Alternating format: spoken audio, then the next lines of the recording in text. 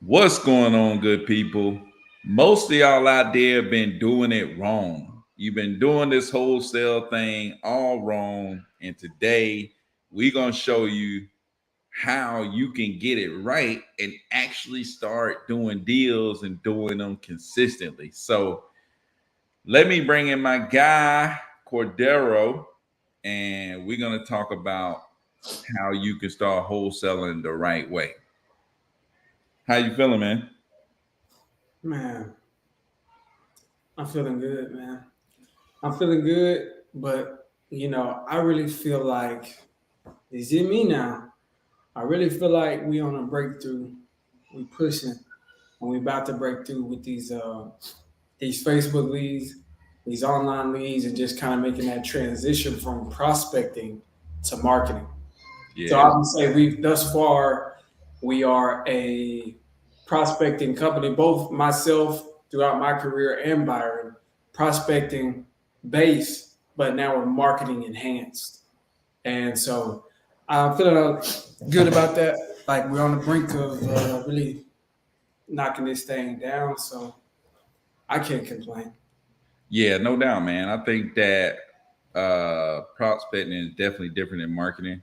With marketing, there's less of being so targeted. And I think like once you like what we're talking about today with this reverse wholesaling is a great way to go ahead and build, especially at the beginning, and prospecting is part of this system, but it's bulletproof to get you started. Right? Like Yeah. it is bulletproof, but still, we still like even in our marketing, it's like we have to keep in mind the concept of being targeted, the concept of being, making sure that we're catering to the buyers, right? So just as we grow, as we develop, just keeping them concepts the same. But what's going on, Bobby Mack, man? Bobby Mack in the house. Shout out, Bobby. But man, we got 7 people up in here, man. Y'all hit us up. Let us know where you're from. Let us know what you got going on, man. Where you from up in this thing. But today, man, we're gonna talk about something that you could do.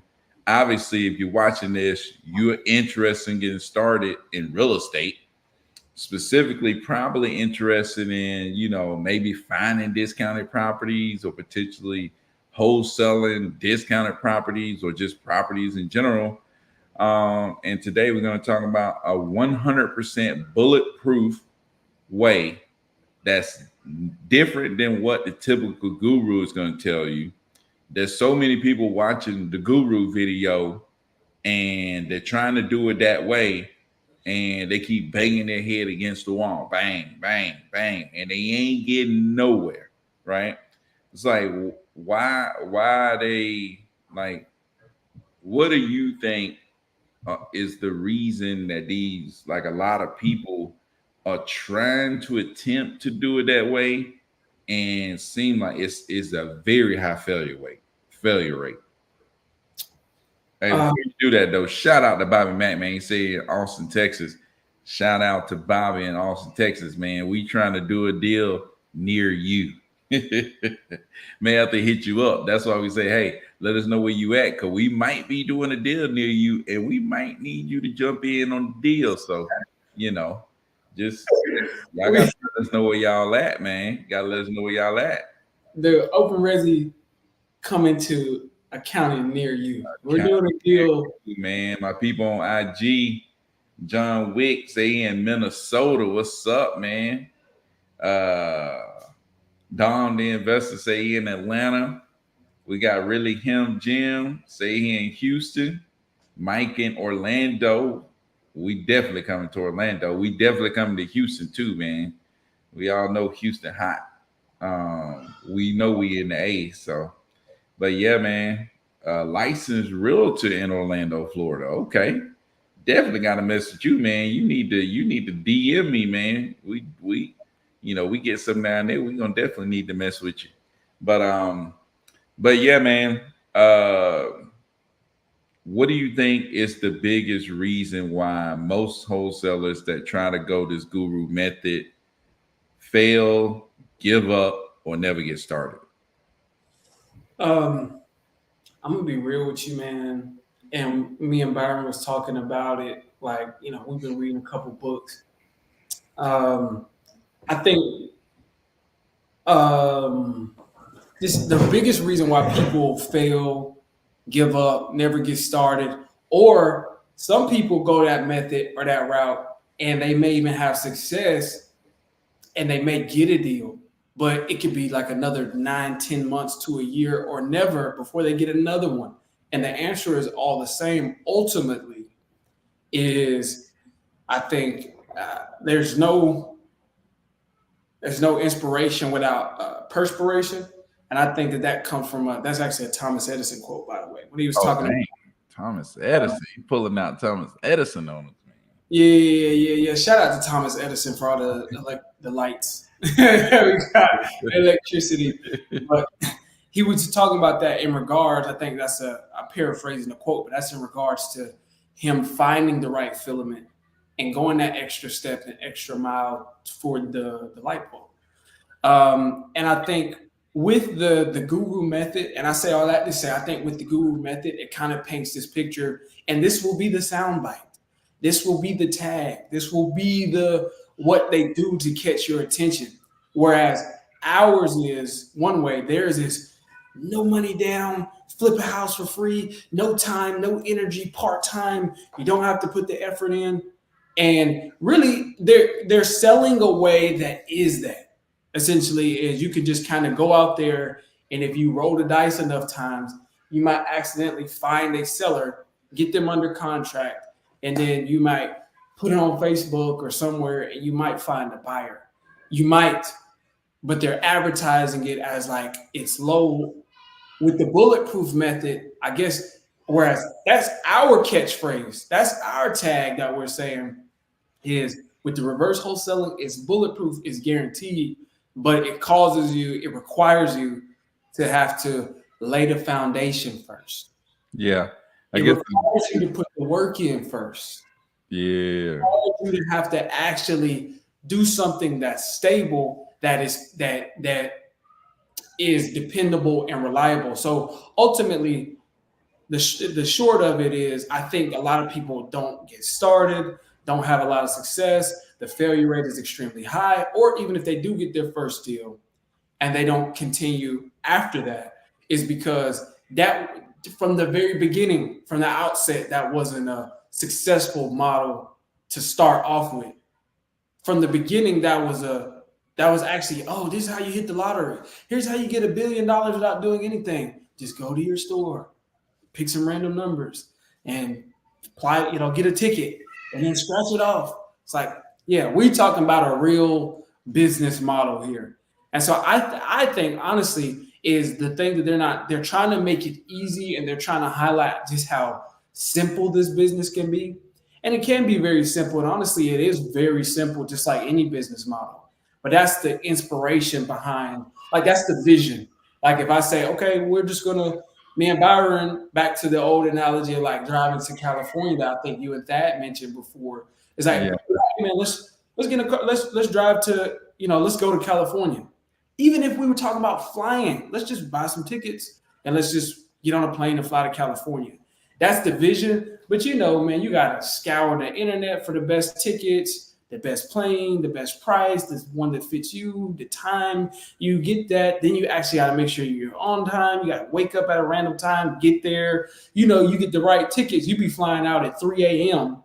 Gotta find somebody to drop you off at the airport. It's like, it's simple, but it's not always easy, the execution. So the inspiration behind it is usually the grandiose, like, oh, here it goes. But the actual perspiration or the actual process where you're putting the work behind it is always the tough part. And their motto is just like highlighting the wrong things. I think their motto is like shedding light on just easy, just do it fast and quick and simple. Yeah, I mean, you could do that, but we're talking about something. When we say bulletproof, we're saying something that we know, like, it will. This is the guaranteed way. It's not even necessarily the easier way, in the sense that it requires you to put less effort into it, because it's still not easy to actually pick up the phone and call buyers. no more than it is to get somebody under contract. You don't know if you can close on their deal or not. And then to put it on Facebook, you're not getting no bites. You got to go back and cancel and have that person cuss you out. That's not easy either. But this is a guaranteed way. You know what I mean? Guaranteed. And so I think that that's the biggest distinguishment between this model and that model, and why so many people fail with that model, because it's not guaranteed. It just sounds good. We're talking about the how you just do these things and you will get a deal. You will for sure. What would you say, Byron? Would you say you can guarantee somebody if they do these things, if they do it this way, find the buyers first, and then pull a list and then market or prospect to that area? What could you almost guarantee that person will make if they do this consistently? I would say that if you did it consistently, like if you do it the way we're telling you to do it consistently, like a low bar would be to make at least 10K a month. Right? It would just like you're gonna do that, right? At least. So like my biggest thing, man, is that what I think about people trying it the traditional way is like you spend so much energy trying to go in a direction and you really don't know what you're doing. You know what I'm saying? It's like, okay, I'm looking for something. I don't know exactly what I'm looking for. You see what I'm saying? If they tell me go look for broke down properties, and it's like, okay, that look like it might be a good property. Would this be good or would that be good? And it's like, how do I? It's like there's no real clear roadmap. People are like, they still uncertain of what they're looking for, and then doing it that way, you also need to be able to calculate the ARV. You need to be able to calculate the MAO. You need to be able to calculate the rehab costs. You need to be able to calculate all these calculations. It's like, oh man, I don't know how to do that. And I don't know how to do that. And I don't know how to do that. Yeah. There's so much stuff to figure out. But when you do it the reverse way, what you're doing is, I think you mentioned this, on another live we did, you're really taking that, you find the buyers first, you're taking the buyer's knowledge and it's speeding up, it's taking a lot of the questioning that you have in your brain out of the equation. Yeah. Right? You don't have to think about what should I be looking for. You don't have to think about ARV, MAO, all these numbers. You don't have to think about that, right? It really simplifies the process. Like I've done over 100 deals, and people ask me questions about stuff. Hey, you know how to, the repair costs? I'm like, dude, no. Like I was like, I never calculated any repair costs. I rarely even look at what is the ARV. It's like it almost doesn't even matter to me. You know what I'm saying? What matters to me is what would this buyer buy the property for cash money, right? Yeah. So it's a lot of the thinking, a lot of the figuring out, it gets cut out because you're taking that buyer's knowledge and you're able to use it when you're going out here and talking to sellers, when you're trying to put together a deal. You taking that buyer's knowledge and you're using it, right? So that kind of speeds up and it cut out a lot of the guessing, a lot of the thinking, a lot of the figuring it out, right? When you go get connected to cash buyers first. So that's why we say that. That's part of the reason why we say that.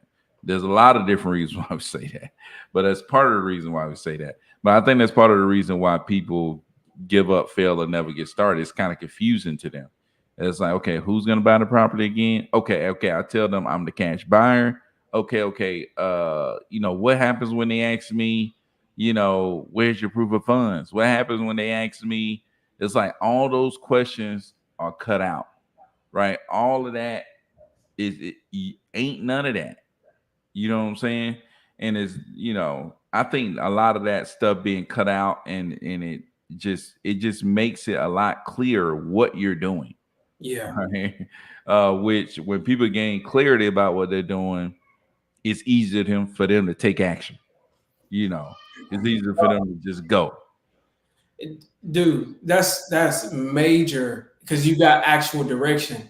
It's like it's one thing to say, hey, let's plan. It's already enough to say, hey, let's go to California, whether we're driving there or we are getting a plane ticket. I just broke down how, like, okay, there's so many steps. Then you got to land there. Then you got to pick the hotel or wherever you're going to stay, all of that. But imagine if I was just like, hey, Byron, let's just go somewhere, anywhere at all. It's like the process becomes so overwhelming that we won't go anywhere. We wouldn't, we wouldn't go anywhere at all. We got too many things. We got too much stuff on our plate. We really need to have a narrowly focused direction to be able to plan around our schedule and our life and our existence. And so when you have a focused drive, it just makes all your work that much more concise. And again, speaking on Thomas Edison, it's like, I know a lot of you probably have heard this when he was in the process of making the light bulb and coming up with the right filament and all of that. It was like, I think he failed like 10,000 times or something like that. And he was actually trying to find the right filament, and he went on his journey and sending people to get like all these different things. I think he ended up using bamboo. There was like 1,200 different types of bamboo in the world. And so he said, I need to try all of them. But for him to try them one by one, every last one of them, until he found the right one, all the different filaments, he had to have some sort of focus drive on where he was going. And he couldn't have had the type of, because that's hard work. Because if he tried 10,000 times, then that means 9,999 times he failed. You got to fail that many times to win. Imagine if you had to fail that many times and you don't even know where you're trying to go anyway. Imagine getting rejected that many times and you don't even know what you're doing this for. At some point, you're going to be like, man, why am I doing this? And so when you don't have I said this before as well, it's like you need to have a focused drive because there's so much chaos in business, in this business, in wholesaling, in real estate, in business, like just in general, that you need to be a piercing bullet. And a bullet is so powerful because it cuts through all the wind resistance, the friction, anything. And as a matter of fact, when it meets an object, it doesn't stop. A lot of times it go right through that object. That's the purpose of the bullet. And you got to harness that power by having some sort of direct focus and drive in what you do. And so another thing that I would add on top of that, because I think that was a great point, is another, just the fact that when you get this, you get to glean from the wisdom and experience from the buyers, which most people, when they first get started out, they don't want to do. They feel intimidated by everything. But there's so much information out there on how to talk to sellers and limited information on how to talk to buyers. You'll go talk to sellers all day long with no real destination. It's like booking flights for tickets or looking up flights for tickets, but you haven't decided where you want to go. How are you going to pick the one that costs the best or is the best time if you don't even know where you want to go at all, right? And so I think that that's definitely good. But another thing that I would add with this method is the fact that, and we said this a lot, but it's an actual business model, right? When it comes to actually going out there and creating something that I feel like you can be, I don't even want to say proud of, but just at peace with, putting all the effort in and working and putting all the man hours and time and the sacrifice and just trying to create something at all stages. It needs to be something that you're okay with. You're not lying to anybody. We're not asking you to say, hey, dude, I want you to work your butt off just so you can lie to people. That's not what we're doing. We're not telling you to go out there. And I guess this is more from a moral standpoint, is what we're doing is just actually building a real network of investors. So that way, when we go to reach out to people, we know that we actually have business to business relationships with these investors and they're actually looking for it. It's not necessarily wholesaling. It's more like bird dogging, or we're actually looking for what we know someone will buy. So when you get on the phone with a seller, that makes everything about your process and the way you do things that much more, again, narrowly focused. Because now the conversation is, this is what I'm looking for. This is how I'm going to qualify deals. How do I know? Because the buyer told me. The buyer that I connected with told me this is what he's looking for, or this is what she's looking for. This is how she qualifies her deals. This is how quick she can purchase it, and these are the benefits that he or she can offer. Some buyers can close quickly. Some buyers need the property absolutely cleared out at closing, and other buyers just take what you want and leave the rest. But you don't know what to tell that seller until you actually have a buyer. And so you're going to a person, you're making all it the other way, the what people would consider the traditional, the most talked about, the road more traveled. They talk about, we'll just say promise them this and promise them that, promise them this and that, and then get on Facebook and hope you can find someone who can live up to that promise. And that is dishonest. And so you're also gleaning from their wisdom when you're working with them, but you're also having a structured, you actually have more knowledge of your toolbox. You know what you're working with when you go into these conversations with these people, right? Yeah. You know what I mean? And so Yeah. that's a powerful point, I think, ultimately. Yeah, no doubt, man. No doubt. So we're gonna shout some people out. Sky Biz says, good knowledge and mindset. Yeah, no doubt, man. It's like that's what we're trying to do. Anita, what's up? What's up, Nita? Jay said, as much as I love Jerry Norton, him telling us beginners to find sellers first never made any logical sense to me. I just pulled my first buyers list using prop wire and Hey, skip trace to start off. Yeah, no doubt, man. I think that's Jay. For one, I really do like, and again, I talk about it all the time. I really like Jerry Norton because he embraces couple mindset, like how to get a deal from pure scratch, and just to prove that it's like he underwhelms the process. And he could do it anywhere. And also, he's like thinking larger. It's just like if I can flip a house in my backyard, I can flip a house across the country. It's the same thing. I like how he proves that model for what he does. But I also agree that the concept of just telling them, oh, don't worry about it. Again, we've talked about it, and Byron pointed this out, where essentially when people get so big and so good at what they do, they forget what it's like to be a beginner. And they kind of I think that they can a lot of wholesalers did start off with that model where you just found a deal and then hope that it worked. And you just kind of hope that it worked out. And so they're like, yeah, just do it like that. But you don't realize it's like that. Now you don't do I think at this point in his career, he's just like, oh, find a buyer, because in his mind, it's so easy to find a buyer. But he's not equipping you with anything to help you find a buyer. You know what I mean? He's talking about just find a seller. No, I'm talking about after you got the deal under contract. What Jerry Norton preaches is that the buyers will just come. It'll be just so easy. Yeah. What I'm saying is just like You got to find a ridiculous deal, though. Is the thing. It's like I was getting stuff under contract, thinking, oh, the buyers will come. No, they won't. It's like you got to get a really good deal, and of course, people will come. You got a crazy good deal, but the thing is, it's very difficult to find a crazy good deal. You got to be super lucky to find a crazy good deal, or you got to be doing, you got to be going crazy on your marketing or prospecting.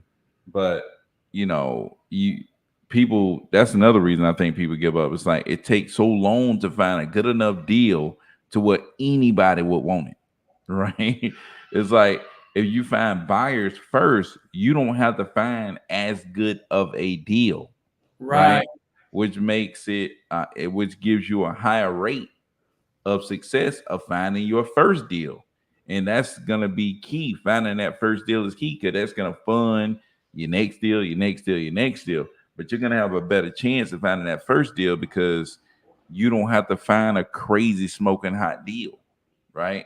If you connect with the buyers first, you're going to be able to find something that's in somebody's wheelhouse that they actually really want. They're going to probably pay more for that property.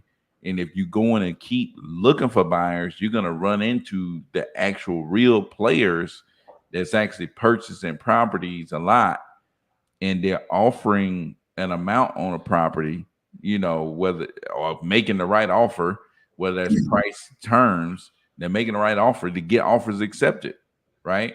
So Yeah. if I run into Cordero, he's flipping 10 properties a month in I don't Shelby. know, Shelbyville, Tennessee, you Yes. know, I know that he is making offers that's being accepted, right? Right. All I got to do is get in between him and the people he's making offer to. So how do I do that? I say, hey, Cordero, I identified Cordero as somebody who's flipping property in this area. Hey, Cordero, what kind of properties are you looking for? What kind of properties are you flipping? He tells me what type of properties he's flipping. And okay, I need to go out and reach to those type of property owners, right? Because I'm trying to get in between Cordero and the people that he's about to buy from because he is actively buying, Yeah. right? So I'm gonna go reach out to those people before he can get to them. Find the people, find the person who want to sell that property that he's looking for, and upcharge him a little bit, right? That's Yeah. it. And I want to be absolutely clear. It's just like if I'm flipping that many properties, you got to understand certain things about my situation. Is there's a great deal of my effort and time and my energy is devoted to flipping the properties and not being able to find my next one. And so once a person scales up and they go into volume, it's just like they're relying on real estate agents and the help from other people in their network to get them to find. And I need to keep flipping 10 properties because that's my business. Yeah. As much as Walmart needs to continue to sell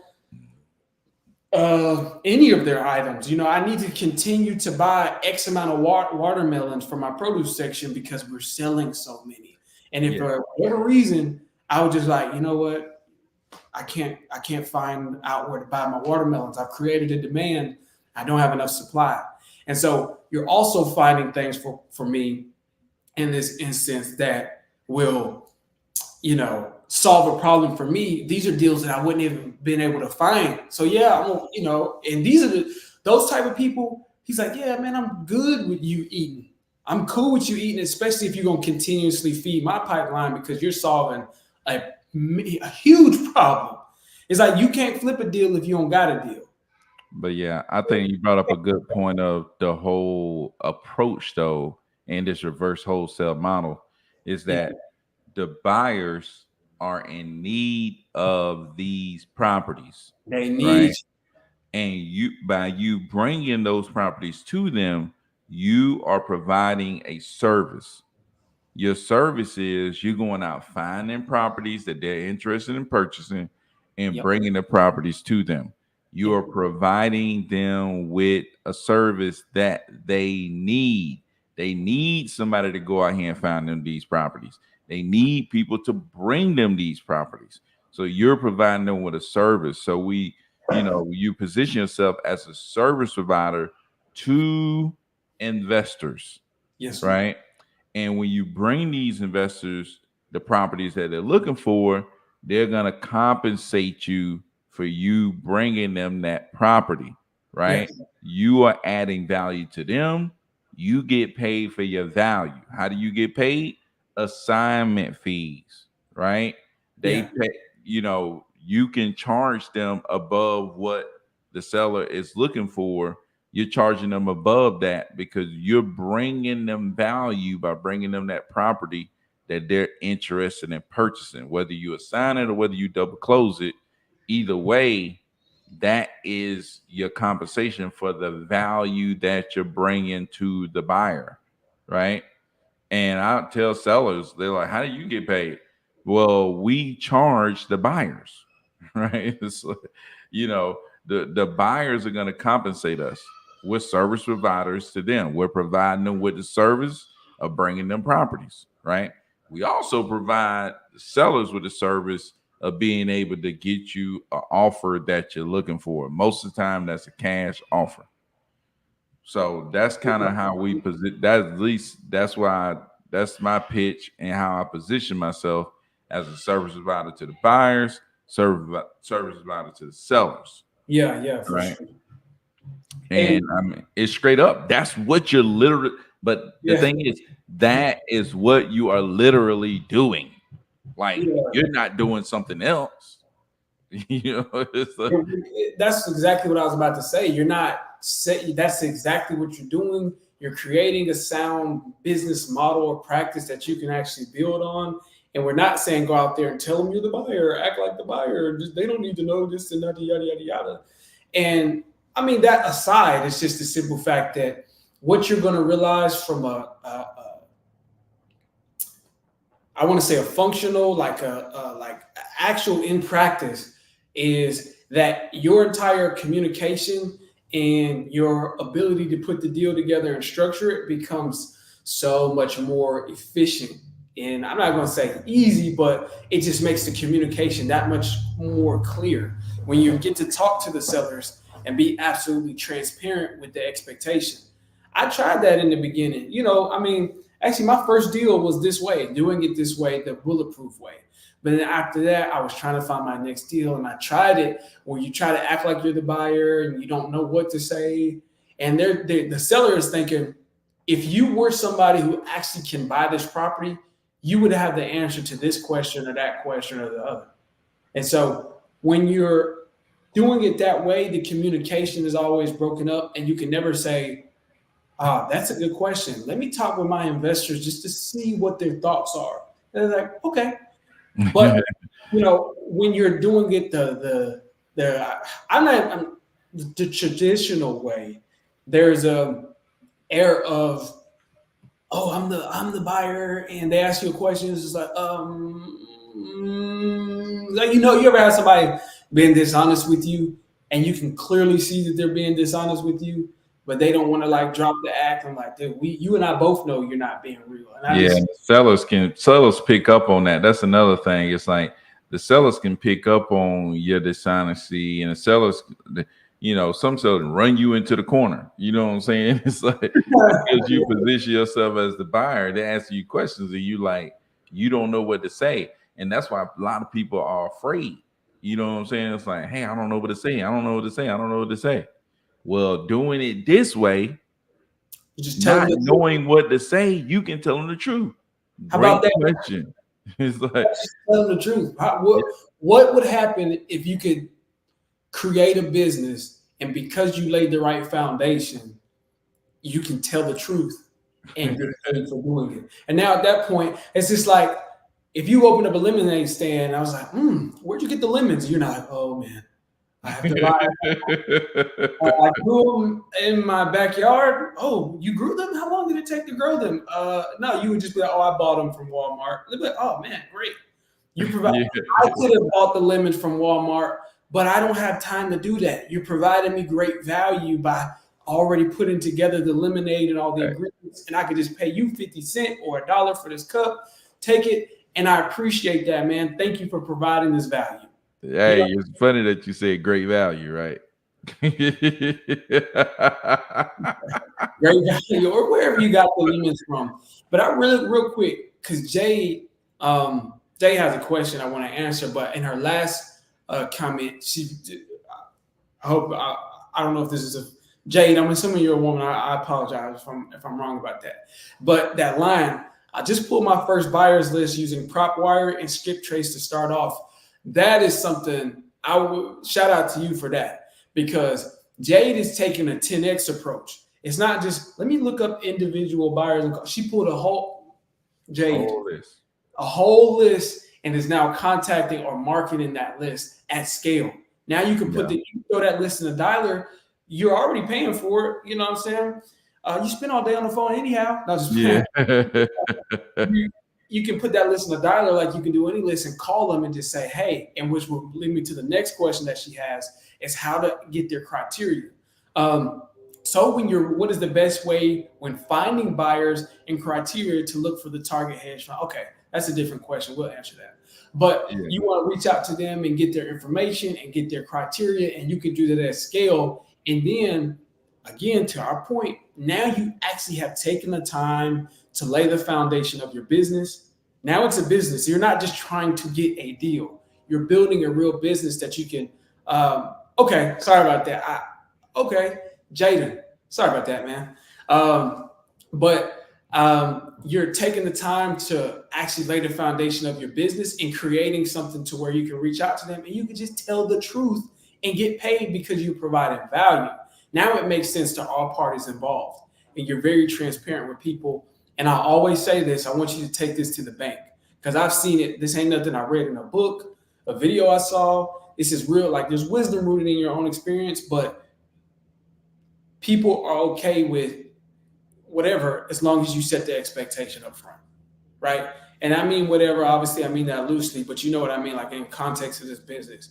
If I said, hey, this is how we do it, and don't, as opposed to what some other people will do it, like on all levels, like if you're cold calling, right? Set the expectation. So this is what we do. This is how our process works. Just want to know if you'd be interested in our process. Don't try to catch Don't try to catch them and coax them in with the conversation and dangle the carrot in front of them just to get them to have a conversation with you. Because once you get them and then they see like, oh, this is your process and this and that and this and that, it's going to end badly. And you think, I got to catch them, which this is a different conversation, but I got to catch them. But then it just doesn't end up working out well for you in the end. So ultimately, set the expectation. People are okay with it if you set the expectation from the beginning, right? Every single time. They're okay with that because they understand that. But if I say I grew these are organic lemons that grew in my backyard, and then later on they find out that they were lemons bought from Walmart. It's like, dude, you're selling lemonade on the side of the street. I wouldn't have cared if you told me that was from Walmart, but you lied. You were dishonest, and that disrupted something. That's just not sound business practice. So you want to be diligent in business. But I think this is a question. Byron, what is the best way when finding buyers and criteria to look for a target hedge fund buyers? That my guy Jaden wants to know. Gotcha. So, you can use prop. Well, I never use prop wire, but I'm pretty sure that you can use prop wire and you can go on there and you can find hedge funds, right? And I would like to, I wish I could I'm trying to get on here right now so that I can actually, show you. Yeah.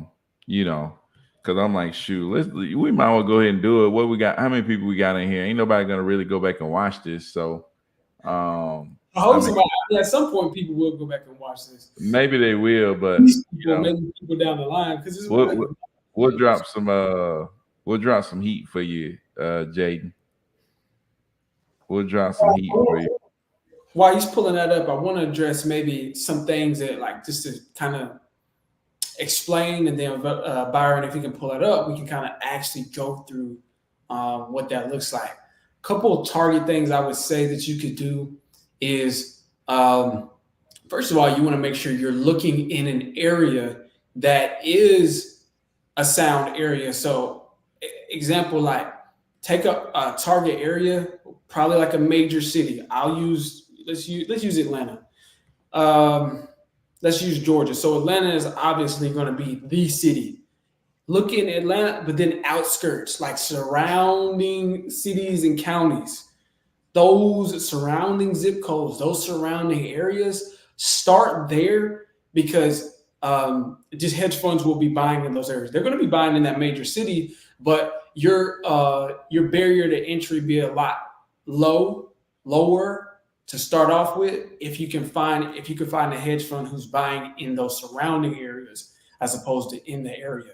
But then look it up and then test it by saying, in this county, for example, the ratio to how many people, the population to the amount of cash transactions. And you can look that up. I know on PropStream, and I'm assuming you could probably do the same thing on PropWire, but that's what you would want to look for. Don't skip over that.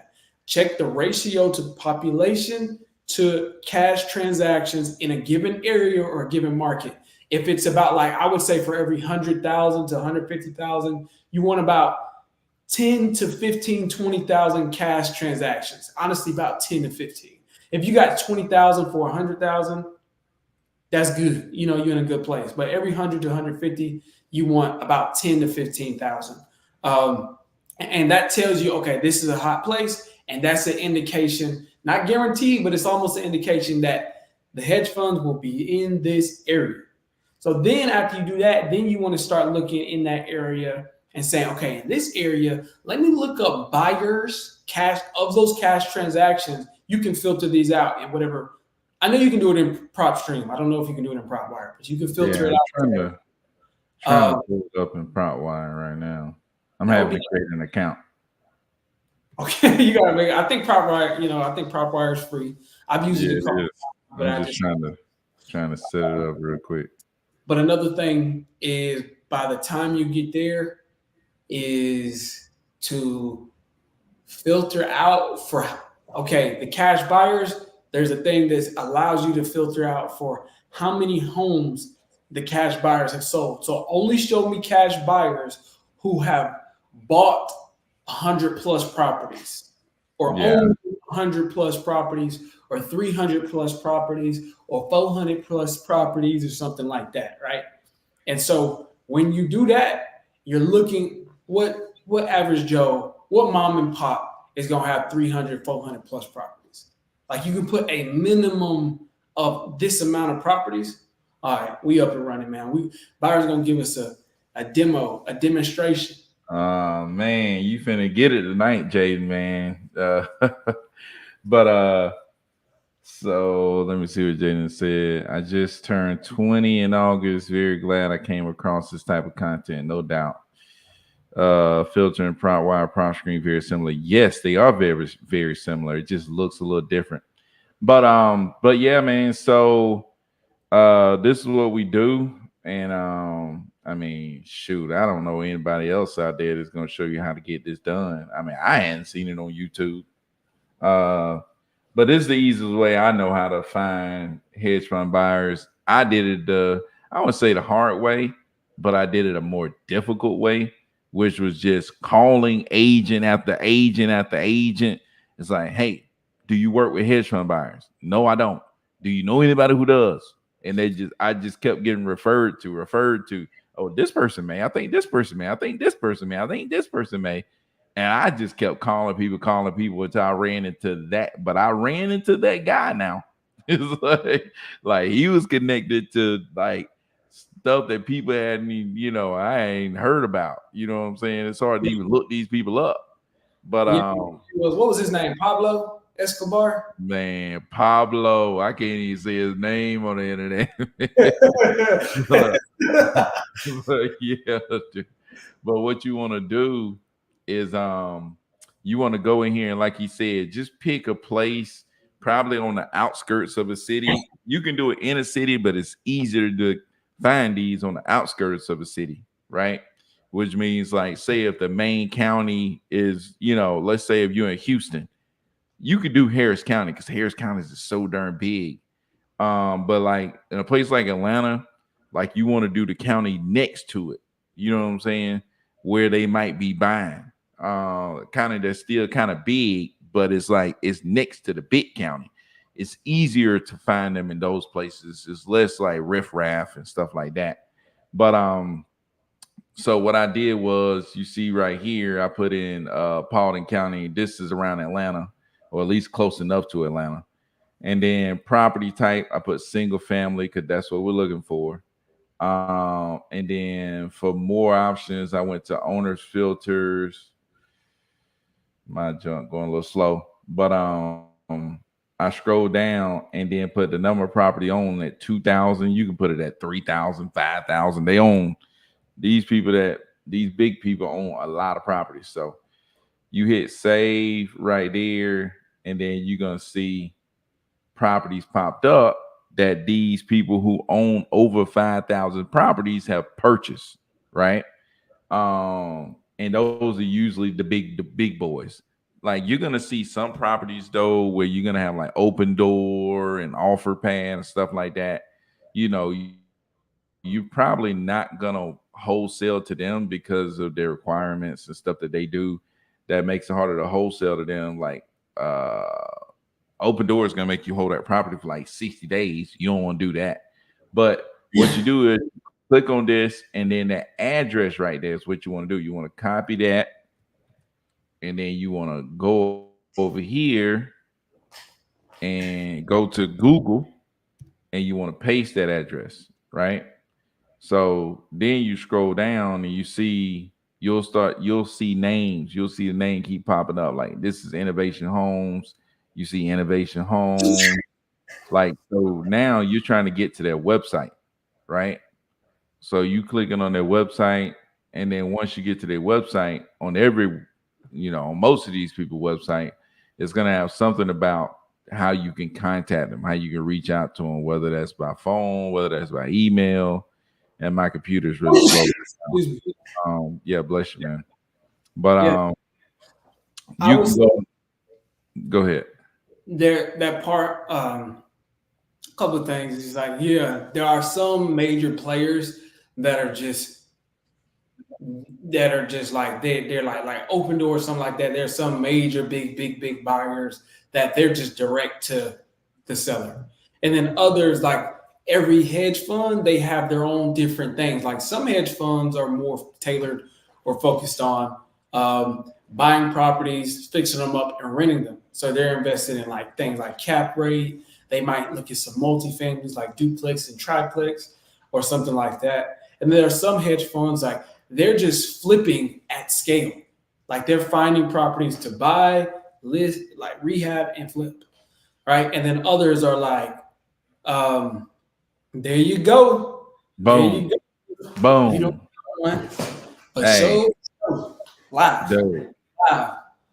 Jay, Uh, Jay, no hit them cap. up, hit them up, I ain't even want to hit them hit up. them up. There you Man, go. call them, That's one. email them. I'm telling you right now, dude, ain't nobody out here just throwing this out here like that. I'm Ain't nothing telling changed. you Still, right now. Like they ain't gonna give you this, man. I dare you to go on YouTube and find this. If you can find this anywhere and send it to me, man, I'll send you 10 times as many buyers. Go find one video where somebody's showing you how to get this done and showing you the actual contacts of these people, right? And I'll send you 10 more of these. hey, listen, I will make a video and then send it to Byron and then split the buyers with me. Because Yeah. that's It's but now like, hey, you dude, did this with prop wire though. You just did this with prop and this wire. is Like Wire. It's free. You can go this get shit, this for free. he just did it like live, dude. Like that's Yeah, crazy. I'm gonna need to go right back. there. Signed up, went and found them. Like how long that took? No time. No time. No time. No No time. time. And dude, we talking about you look at these other people like big time people that's out here. You see them on IG, you see them Yeah. making all this money. Those are the people that they're using. like, like that's part of the secret sauce. Like you talking about the secret sauce, like that, like these people are the base of the sauce, right? It's like you can't get the sauce without this right here. It's Yeah. like, it's You need like no matter what you put in it, you're gonna need tomatoes for it. Tomatoes. like You know what I mean? Like you can put your little oregano, but you're gonna you need a can, tomato. And that's dude, again when we're talking about solid foundation. They've refit they, over time, what I'll tell you, man, is over time you will define and then redefine and then redefine and then redefine your dispositions process. But the base of it is going to be the buyers. Now, what I mean by the disposition process is now that you got them, and then you're starting to go find the deals. From the moment you find something that you know that these buyers are interested in, how do you get the deal over to them? How do you like negotiate with their acquisitions agents or whatever? How do you like Byron? Hey, we'll say this for another video, but Byron got some cold tips on how to really establish those relationships and make sure that when you reach out, you're getting responses from them, because it's once you get this, it's like now your foot in the door. Now you got to like get them to acknowledge you and all this. Even this little detail people wouldn't even tell you, even if they did give you the buyers. They would just give you the buyers and be like, all right, do what I did. But it's just like, hold on, how do I get the same responses and the same acknowledgement from you? We can talk about that, but that's your dispositions process. You're going to get that And just like you're gonna define and redefine your acquisitions process, like you can start cold calling, but as time goes on, you'll get better at cold calling, what you say, how to set the expectation. You get better at your marketing funnel, which means you take cold calling leads and then have a lead manager to hit them. And then out of those, you get those over to acquisitions, right? It's like all of that you get better, but we just giving you the foundation. Another thing I want to talk about, this is more of like a mindset piece to the overall that what we've been talking about is that I was telling Byron about this and how I'm reading a book about Apple and their golden age with Steve Jobs and things like that. And a big component of a software developer's process is the demo and how they got to show that they got to get their point across before they even get started on actually putting in the manpower and the hours behind it. The perspiration, they got to get the inspiration. And they got to come up with a solid demo to be able to show to their superiors to get their support and backing and their thumbs up to continue to go in this direction. They have to have some solid demo, and also they need it for themselves. Again, like we said, we need to know where we're going before we can really invest in like buying tickets, et cetera, et cetera. What I say is that's not always having it, like if it was to build a house, it's not always, okay, I need to have some sort of visual of the entire completed process. It's like after you lay the foundation, then you start, that's the hard work. It's always the hardest work is the beginning and laying the foundation. Then you put up the four walls and a roof on top. Now we're not talking about the flooring that you're putting in. We're not talking about the paint on the walls, the decorations. You're talking about now we're working with something because we got four walls up. What I'm trying to say is you don't have to always have the finished product started off. Like you don't have to have everything figured out perfectly, and you won't. What we're talking about when we talk about the bulletproof, we can't possibly give you every small detail. We can't give you the finishing hardwood floors, the paint, the molding, the crown molding, the lights that what fixtures are we going to use? What color are we going to paint the doorknobs? We can't give you all of that in the beginning, but we can say this is how you build a house. It's bottom, sides, and top. You know what I mean? And having that is so powerful when you're making something out of nothing. You know what I mean? We're talking about how to create something viable and sustainable out of nothing at all. And in order to have that vision from the beginning, sometimes it's not about having every detail worked out, but just the ability to go on there general direction wise. We just gave you something to work with. Yeah. And I mean that heavy. Like Byron just showed you how to go on PropWire and free service and to find the hedge fund. He said the criteria on screen and everything like that. Man, like dude, you know how much money you can make out that? That's right. But again, you can make. There's a lot of details in there that there's a lot of details in that we can't just possibly mention them all now. But just to be able to get you in that direction, dude. Or like for example, when I said, take a major city and then check the outskirts. I mean, sometimes they, hedge funds buy in other cities that's not surrounding Atlanta, but they in other parts of Georgia that's not immediately surrounding Atlanta. I was giving you a rule of thumb. You see what I'm saying? Giving you a rule of thumb, but a good rule of thumb. A solid rule of thumb. But the thing is, you ain't gonna have to guess though.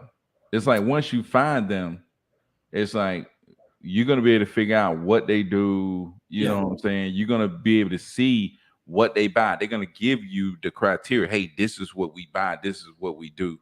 Yeah, and you're gonna be able to then go and target the properties that they're looking for. Right? Yes. Ain't gonna be no guessing after that. You just gotta find them, and I just showed you how to find them. And so you can put in your county, do the same thing I just did, and go down and just start looking at those different ones and keep, you could obviously the ones that have the websites is the ones you need to be looking for and targeting. Sometimes you're gonna see some, it may be like Broward County, HUD, right? Which is like a government agency that's been buying houses. Obviously, you're not looking for them. You're looking for companies, right? You're looking for companies that's buying these houses, right? You talking about hedge funds. Like these are companies that are buying these houses, not government organizations and stuff like that.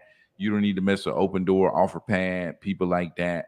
You Yeah, know, you're trying to find actual companies. You're not really, trying to find those other people that might be, they might be trying to do the same thing you trying to do, basically. It's yeah, like, that's what Open Door. I mean, Open Door is going direct to consumer. They yeah, market and advertise to sellers as we're Open Door. Go on yeah, our website. But there are other companies that it's like their focus, as far as their hedge fund, is totally different. But they need you. They need you to reach out to them. You got to go through your process to reach out to them, to actually find them, to look them up. They're not going to come find you, but no, they do need you because they're busy on actually putting their like reaching their goals and things like that. But once you get in contact with them, um, that you got the ball rolling. But what I'm saying is a lot of this in the beginning, because I know, uh, Jaden, you said you're 20. And I know when you're 20, if you're even watching a video like this or even taking this type of action instead of playing 2K all day or instead of, hooping, sit back, chilling, like you actually taking your time tonight to do this when you could be doing anything else, you could that's be watching what's his name? What's the boy named Woomba Wale up in this mug, man? This 7'5" guy that's in the NBA, his first game tonight. Woomba Wale is what oh, I know what you're talking about. I know what you're talking about.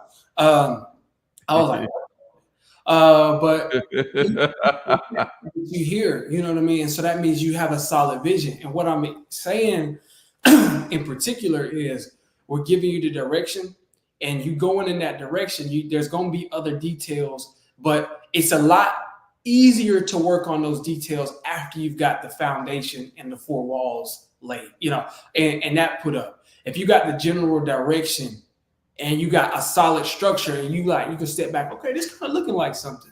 So remember, lay your foundation first, then put the walls up first. But what I used to do, especially starting off younger, I started when I was like 20, 21, around there, just trying. And it wasn't like, oh, I started cranking deals out at 21. No, it was not that at all. And I think a big part about that was because I was thinking about how do I go from nothing to completely built property? I want a completely built house with the crown moldings, the marble floors, heated. I want a gold toilet. I know I want a gold toilet. It's like, bro, don't even worry about the gold toilet.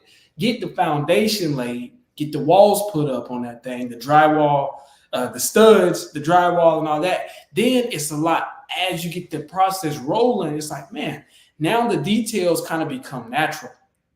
You know what I mean? Like getting all of those little things worked out kind of become natural. But I realize it's like I think at the highest level of creating, as far as humans are concerned, is like that's their process. Is like setting their intention on the end, and then like getting some solid structure, and then working within those ramifications, and Yeah, not because you got to have some sort of focus. So you will get it, but I say start here and don't get too overwhelmed or like get disappointed in yourself because you ain't built a house in one fell swoop. Like you got your steps to it. You know what I yeah, mean? levels to this thing, man. So I made a list where I filtered buyers in Broward County that had 100% equity. Would this be a good point? Well, you're gonna have like some people who own their house for a long time that will have 100% equity.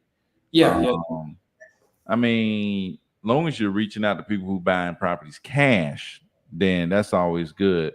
yeah. No, But there's an actual filter, Jaden. There's actually a filter that says cash transaction. yeah, cash transaction, People cash who bought buyer. it for cash, it doesn't, and that distinguishes people who like have got a mortgage and just own a property for a long time. This means whenever they bought it, it was Yeah, solid they cash. bought it cash. Yeah, that's good. But like I always tell people, it's like I'm looking for three types of buyers, right? I'm looking for hedge fund buyers, I'm looking for flippers, and I'm looking for landlords, right? And the first people I look for is the hedge funds because they don't buy everywhere. What if hedge funds ain't buying in Broward County? I don't want to be there, right? Because I want to be in an area where all three buyers are at play. You know what I'm saying? Like, I don't want to be in an area where all three of those type of buyers are not at play. So the hedge fund is the only ones that's not in every area. So I want to make sure I go to an area where they are at, right? And once I get to the area that they're in, then I search for them, just like I just showed y'all tonight. And the second thing I do is go find me some flippers, right? And some landlords. How do I find them? Just like Jaden just talked about, skip, trace, and list. You can find them that way. You also can find them through calling a bunch of agents and say, hey, look, do you work with investors? You know, do you work with people who purchase properties cash, or that's flipping properties, or that's landlords? You know, you can find these agents on Zillow listing properties that's been flipped. You also can find them on Zillow listing properties for rent, right? And calling them up, calling the for agent that has that property listed for rent, or agent that has a property that look flip. Hey, are you working with an investor on this? Are they flipping this property? I find this kind of properties in the area. Wanted to know if your investor might be interested in purchasing more properties like the one you have. So bam, that's how you get the ball rolling on it. That's how you build your buyers, right? You do enough of that, you're going to have a solid set of buyers, and you focus on the criteria that fits from the hedge fund to the flipper to the landlord, right? You create your company one big buy box, right? And then you go on PropWire, filter out your leads to fit that buy box for all your different buyers, and then at that point, you pull that list, and now you're ready to reach out to them. You're ready to text, you're ready to call, you're ready to mail, whatever you're going to do. And that way, you know, when somebody come back in, oh, I already know I got the buyers ready to eat. You know what I'm saying? It's like, it's a lot better fishing when you know the fish are in the pond and they Yeah. hungry. It's like, you know what I'm saying? It's like, sometimes you go out there to fish, man, you throw your jug out, like, man, ain't nothing in there. You really did, like, man, ain't nothing out here. You sat there for hours, they ain't called nothing. Man, ain't nothing out here, man. Ain't nothing out here. We need to go to another pond. Ain't nothing out here. Man, if somebody told you while you fishing that you just throwing your line out, hoping something come, Cordero come up and say, hey man, this guy over here got this pond. He says he put a whole bunch of catfish in there, you know, and they hungry. He ain't even fed them in a couple of days. They hungry. Man, you go out there, throw that line out there, they bite. As soon as you throw it in there, like your joint they got snatched. You think you gotta reel that, man. You gotta reel that bug fast. That's how it is when you get that property. You finally get that property. You put the property on your hook. You throw it out into the buyers. Harass. Hey, you got anything else? They like junkies, really. The buyers turn into, you know, can I get a moment of time, please? Can I talk with you? To junkies. Come on, man. You got anything else? I'm telling you. But Jay, just asked a solid question, man. Did either of you use REI Reply? I'm going to use it as my CRM as soon as I get paid this Friday, so I can get started as soon as possible. A couple of things I want to point out before we get to the answer. I already know what Byron's probably thinking, but you see how committed he is. He's not saying, man, it costs money, so I can't. He's saying, obstacle is the way. As soon as I get paid, this is where it's going. It's just like, you got the right mindset. And just, for example, for a lot of people, we try to hammer this home. It's just like, money will never be the problem. It's not the problem because you get how much money really, even if you work a regular 9 to 5, how much money really touch your hands and leave it? Money is currency. A lot of it. It flows, and you done spent it. You done ate it up. You done spent it on eating out because paying $10 here, $12 here, $25 here. You done spent it on Netflix month after month, shoes, clothes, whatever, going out just to chill. But he's like, man, as soon as I get some money, I'm going to spend it on CRM. But what I would say, I don't use REI Reply. I've talked to a couple of people about it. If you're going to use a CRM, I seriously would say get Podio as a CRM, because Podio is free. Podio is free to get. I mean, they have a paid version, which I use the paid version. Because when you get the paid version, you can get things like custom automations. Like you click one button and then the button send out an email to your sellers. or you click one button and it send this over to your transactional coordinator and send her or him an alert and says, hey, can you send this over to the title company, please? Or click one button and the contract gets sent. All of those little custom automations you can get for the paid version. I think that's like $19.99 a month, if you even do that. But other than that, they have a free version that's completely free. You can go up there and set up a fire CRM on Podio, man. I haven't used REI Reply, so I'm not even gonna say it's not good, but I just would seriously consider trying Podio.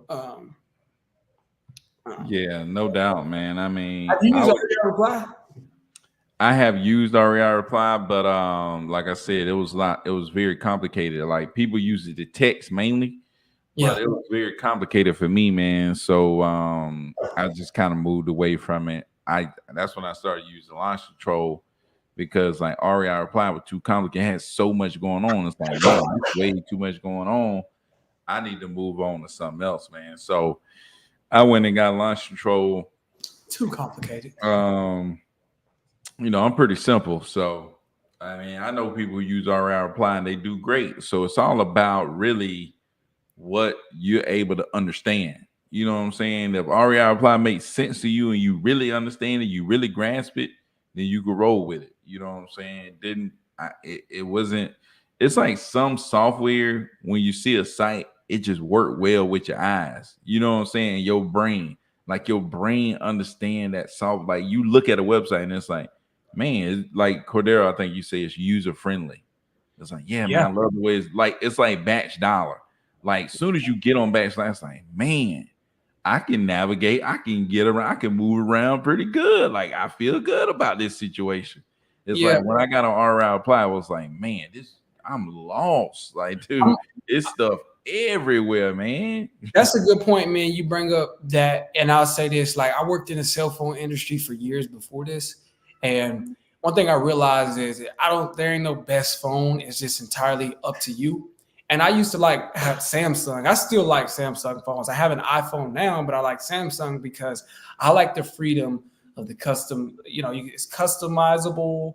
You can do a lot of things. Apple, they kind of restrict you and say, do this and do that. And this is what you can do. You can't change this. What I realized is that taught me that some companies put all of that extra stuff in there because if you're more tech savvy, you would appreciate being able to do all of these extra things. But there are some companies that understand that the business is so taxing, or your everyday life is so taxing, so they prioritize user-friendly. This is from which dialer you use down to the everyday things like which cell phone you use or what type of TV you use or what vacuum you use. Yeah, we can sell people the vacuum that does 100 different things, or we can get you the vacuum that does one thing really good that you needed to do and is simple to use, right? So I would say if you have an iPhone, get Podio.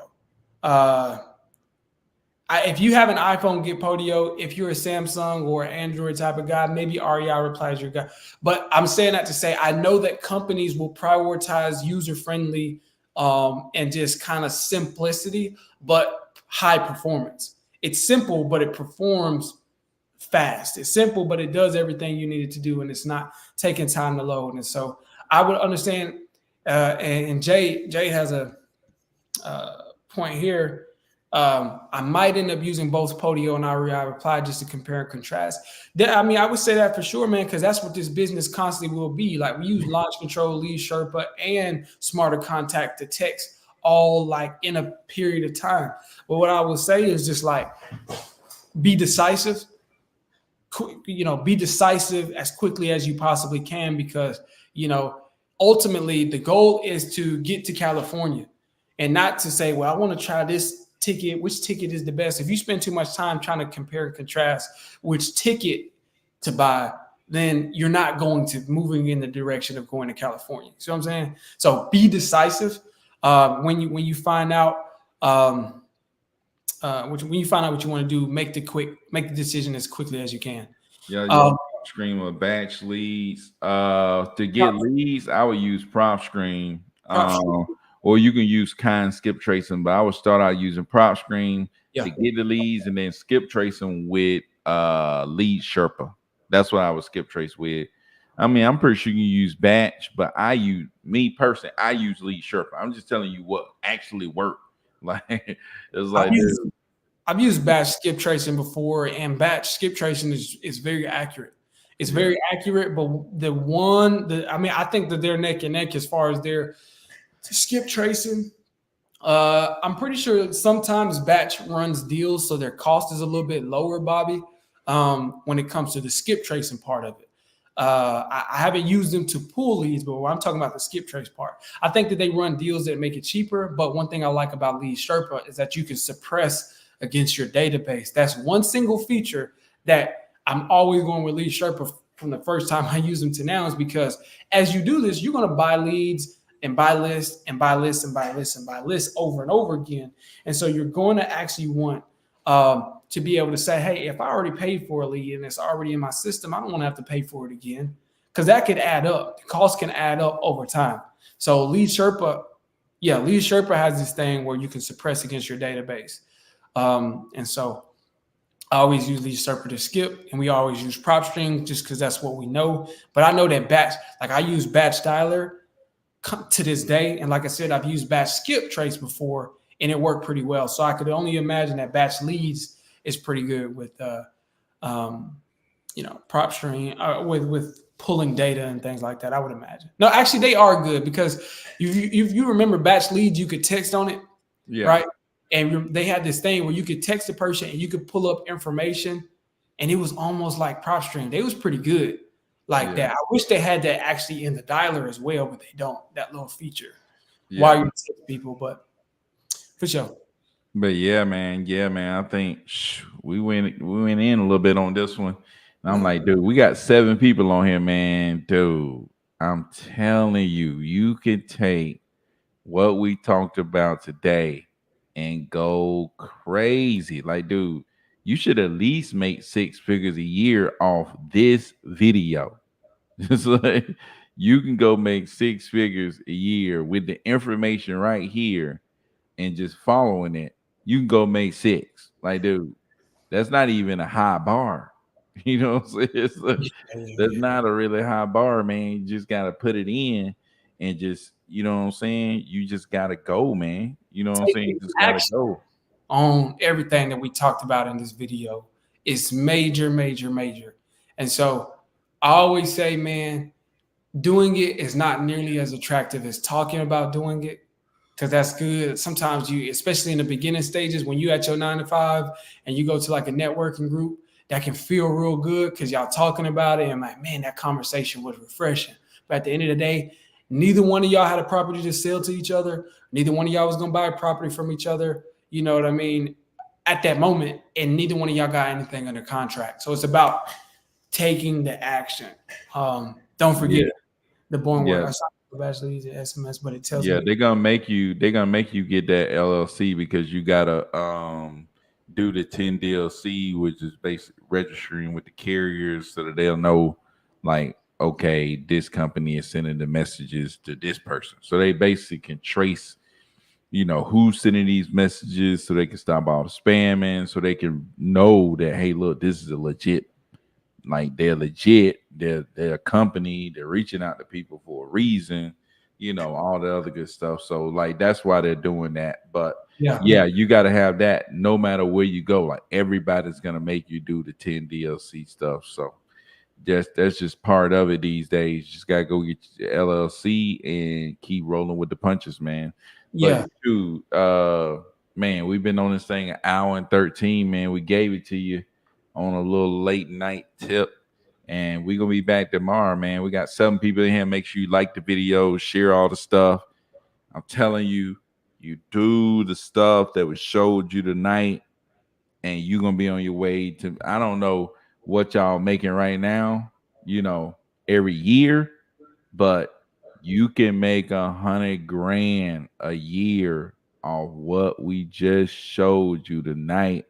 And like we said, man, it's bulletproof. It's like the people that we showed y'all how to find tonight, they're going to buy a lot of properties. The yeah, only question is, can you go find those properties before somebody else go find them for them. You know what I'm saying? It's like, the only question is, will you go out and talk to the people who own the type of properties that they're looking for? Yeah. Those people are obviously selling because they're buying. These big buyers, they're buying. They're constantly buying. So it means people are constantly selling those type of properties. All you need to do is find out what they buying, reach out to the people with the type of properties that they buy, because they're interested in selling, right? And then find the people that's interested in selling and get it over to them. It's a wrap. It's $100,000. It's Like, dude, bulletproof. and it's bulletproof. Because Bullet. Bullet. it's just bulletproof as Walmart's business model or Amazon's business model. It's like Man, find the client and then fulfillment. Client fulfillment. It's what you're doing. And it's not lie to people. So one last question that Jay got. My last question before I let you go: how do you guys go about due diligence period and photo inspections virtually? Due diligence period, we don't have one.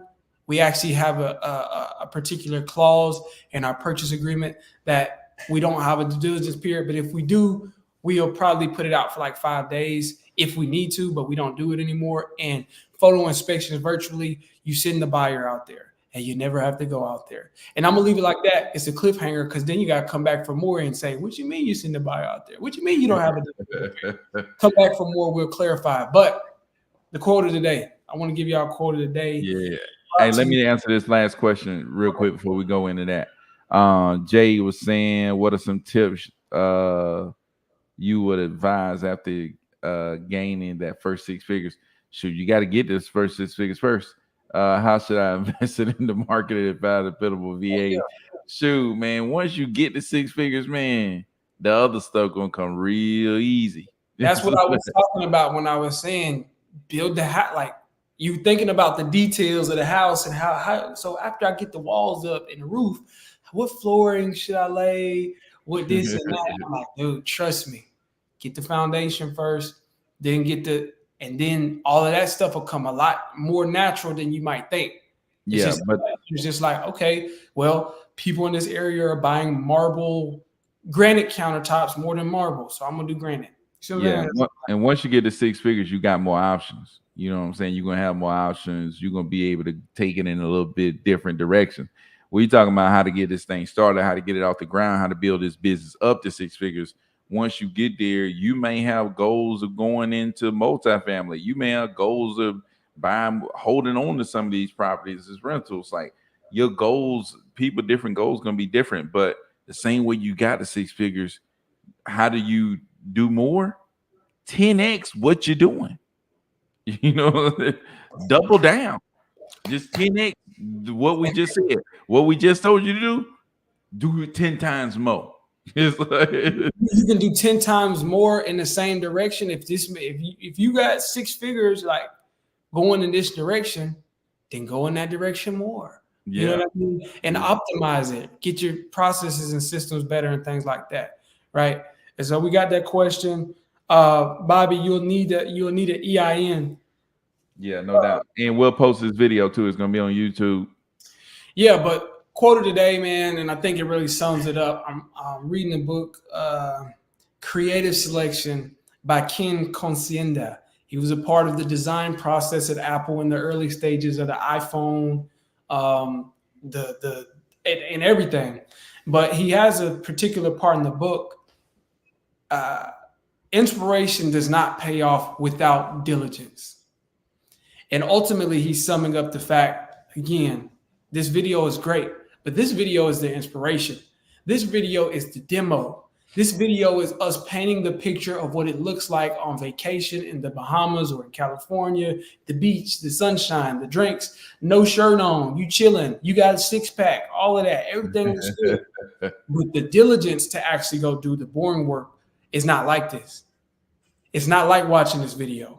To get on there and actually pull the buyer's list, but then start to call it one call after the other. You might get rejected. You might get some feedback. You might get some yays. You might get some nays. Then to actually go stack up, spend the money on the marketing list, and put up the bucks put up the dollars for the prop stream or launch control or whatever batch dialer, and to get in there and call, to get off work all day. You done dealt with all of these different bad energies, and then you got to get off work and have a clear head to continue to market and chase your dream, even though you getting rejected in your dream too. It's like rejection. Rejection. It's like it takes diligence to do the boring work, and it takes diligence to actually lay the groundwork and dig down. When you're thinking about, man, I want what molding and what flooring I'm gonna put in the house, but you starting off with a shovel and dirt. Yeah. You know what I mean? So inspiration, what is that? Inspiration does not pay off without diligence. And so don't just be inspired, be diligent and take action. Do something 10 times what you think you're gonna need to do at that. Do a lot of it. Yeah. And so that's why I said, Jay, like with the fact that you didn't just say, I'm gonna like try to call a couple buyers. You pulled a whole buyers list. That's how you 10x, utilizing the resources that are available to you. So that way you can really go hard in it. But skip trace that list. Put up the bread to skip trace that list, and then put up the bread to buy a dialer and start calling. I would say do that before you pay for a CRM that you could get for free. Yeah, no doubt, man. You know what I mean? So just take action, go hard. But that's the quote of the day, guys. Yeah, no doubt, man. Appreciate that, man. And yeah, Jay, go read. I mean, you reading that book. If you can't wholesale this, I got nothing for you. That's gonna get you where you need to be, man. I was reading that, riding around delivering pizzas, man. But shoot, man, appreciate y'all coming through, man. All the people that came through, Jay came through, Edward came through, Bobby, Mac came through, man. I think Anita came through. Scott Biz came through. Anita came through, man, and tons of people came through on IG. Appreciate y'all, man. Mike, the manager, appreciate you, man. Yeah, hit me up on IG, man, for sure. RMAC came through, but appreciate y'all, man. All the love, all the support, man. We'll keep dropping this stuff, man. But until next time, man, peace out. Peace out.